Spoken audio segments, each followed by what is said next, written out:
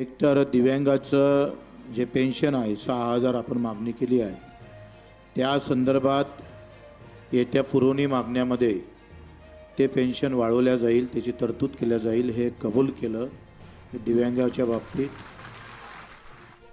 तर अशा काही प्रकारे महाराष्ट्रातील तमाम दिव्यांग बांधवांसाठी अतिशय आनंदाची आणि दिलासादायक अशी बातमी समोर आलेली आहे. कारण की आता या ठिकाणी माननीय बच्चूभाऊ कडू यांच्या आंदोलनाला मोठे यश सापडले आहे.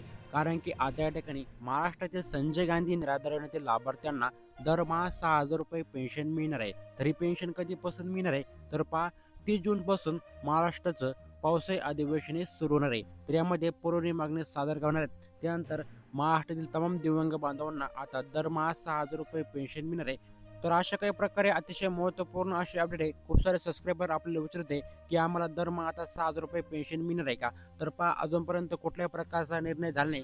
जसंही काही नवीन अपडेट येईल आपल्या चॅनलवरती तुम्हाला सर्वात प्रथम पाहायला मिळणार आहे. त्यामुळे नक्की आपल्या चॅनलच्या कनेक्टमध्ये राहा आणि अजूनपर्यंत आपल्या चॅनलला सबस्क्राईब केलं नसेल तर नक्कीच आपल्या चॅनलला सबस्क्राईब करून आपली व्हिडिओ देखील लाईक करून ठेवा.